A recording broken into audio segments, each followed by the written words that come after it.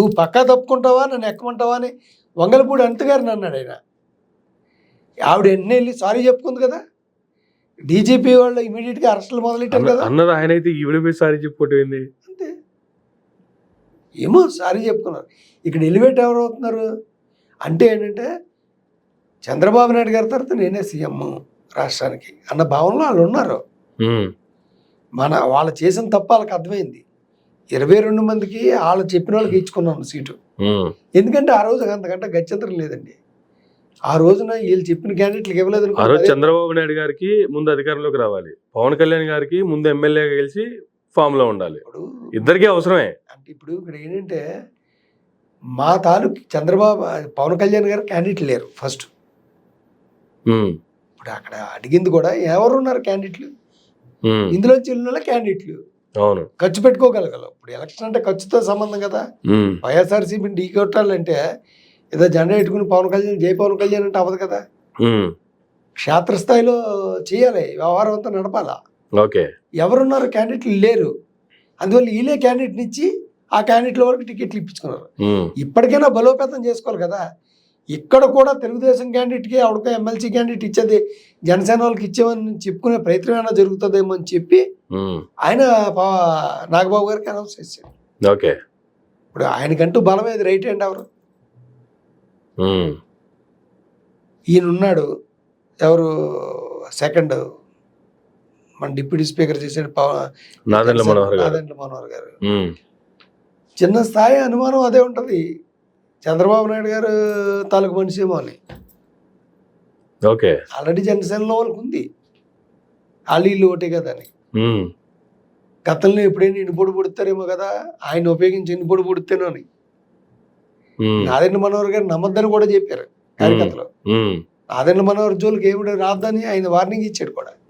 అంటే కార్యకర్తల్లో నమ్మకం లేదు, మా నాయకుడికి వెన్నుపోటు పడిపోద్దేమో. అందుకే ఎప్పటికప్పుడు అన్ని రకాలుగా కార్యకర్తలను అట్లా అదిం పెట్టుకుంటూ వస్తూ ఉన్నారు. బిఫోర్ ఎలక్షన్స్ కూడా చూసామండి, ఎవరైతే వ్యతిరేకంగా మాట్లాడతారో వాళ్ళందరినీ వైసీపీ కోర్టులుగానే పరిగణిస్తున్నారు వాళ్ళ కార్యకర్తలనే. నువ్వు నా కార్యకర్త అయినప్పటికీ కూడా నేను మాట్లాడొద్దు అన్న దానికి వ్యతిరేకంగా నువ్వు మాట్లాడేవు అంటే నువ్వు వైసీపీ కోర్టుగానే చూస్తా అన్నాడు. కారణం లేదు సైలెంట్ కూర్చోమన్నాడు, వ్యూహం నాకు వదిలేయండి అన్నాడు. కారణం ఏంటంటే ఆయనకి పవర్ రావాలా ఫస్ట్, ఎవడైనా పవర్లోకి వెళ్ళాలి. అదే కదా ఇందాక నుంచి నేను చెప్తూ కూడా అదే కదా. జనసేనకు సంబంధించి చూసుకుంటేనో పవన్ కళ్యాణ్ గారికి ముందు ఆయన ఎమ్మెల్యేగా గెలిచి అసెంబ్లీలోకి వెళ్ళాలా. గెలిచి వెళ్ళిన తర్వాత మంత్రి తీసుకుంటాడా డిప్యూటీ సీఎం తీసుకుంటాడా సెకండరీ, ఫస్ట్ గెలిచి వెళ్తేనే కదా ఏదన్నా కానీ. ఇప్పుడు వీళ్ళు ఏం చేస్తున్నారు, పవన్ కళ్యాణ్ గారు కుర్చీ కింద సెగబెడేస్తున్నారు, ఆయన కూర్చొని కీలిన పరిస్థితి క్రియేట్ చేస్తున్నారు. ఇప్పుడు వాళ్ళకి ఉంటుంది కదా ముఖ్యమంత్రి స్థాయిలో నేను ఫోన్ చేస్తే ఎత్తపోవడం ఏంటనేసి. ఇప్పుడు ఇలాగ ఉందంటే ఇంకో బలమైన వ్యక్తి తయారవుతే ఆయన అసలేండేమో ఆయన పార్టీకి పంపించకూడదు అనుకుంటాడు కదా. ఓకే, ఇప్పుడు ఇందువల్ల డిస్టర్బెన్స్. వీళ్ళు ఏంటంటే స్లోగా చేస్తారు, చేసే పని అంతా కూడా ఎక్కడ చేప కింద నీరులాగా ఎవరినో ప్రయోగించి తెలుగుదేశం పార్టీ నాయకులుగా చలామణి అవుతున్నటువంటి పత్రికాధిపతులు ఉన్నారు, వాళ్ళని అడ్డెట్టుకుని వీళ్ళు వ్యవహారం చేయిస్తారు. అది ఆయన గమనించలేనంత కాదు కదా, వాళ్ళ కుటుంబంలో చిచ్చు పెట్టాలా. నాగబాబు గారికి ఇవ్వకపోవడానికి చంద్రబాబు నాయుడు గారి కారణం కాదు, పవన్ కళ్యాణ్ గారే కారణం, ఆయన వల్లే ఇంత లేట్ అవుతుంది అనేటువంటి విధానాన్ని వాళ్ళు చెప్పకనే చెప్తున్నారు కదా పత్రికల ద్వారా. ఇప్పుడు నిన్న కూడా పవన్ కళ్యాణ్ గారు అనౌన్స్ చేయలేదు అనుకోండి నాగబాబు గారికి, ఈ పత్రికల్లో రాసింది వాస్తవం అనుకుంటారు కదా, అంతేగా నాగబాబు గారు కూడా అనుకుంటారు కదా. ఓకే, అతను పదవి పోద్దేమో అని చెప్పి వెనకాల ఉండే వాళ్ళని పక్కన పెడుతున్నాడు అనేసి. సో ఇలాంటి పరిస్థితులను క్రియేట్ చేస్తారు చంద్రబాబు నాయుడు గారు. ఓకే, కుటుంబాల్లో గొడవలు ఏర్పడతాయి. సో ఆయనకి తెలుసు, అందువల్ల టైం కోసం వెయిట్ చేస్తున్నారు అంతే. అంటే వీళ్ళు అనుకున్నది వీళ్ళు సాధిస్తారు, ఒకవేళ ఇవ్వమన్నారు అనుకోండి మీరు అన్నట్టుగా నాగబాబు గారికి నువ్వు ఇచ్చేది వెంటనే నాగబాబు గారికి ఇవ్వలేదు అనుకుంటే. జనరల్ గా నా డౌట్ ఏంటంటే ఎప్పటి నుంచో ఉన్నటువంటి పరిస్థితి. ఇప్పుడు ఇంతకుముందు మీరు మాట్లాడినట్టుగా అనకాపల్లి సీటు ఎంపీగా నాగబాబు గారిని ప్రవేశపెట్టి ఆయన అక్కడ లోకల్గా వెళ్ళి ఇల్లు తీసుకొని ఆయన నియోజకవర్గం మొత్తం కలిగి తిరుగుతూ చేసిన పరిస్థితి దగ్గర నుంచి సీటు ఫస్ట్ క్యాన్సిల్ అయిపోయింది.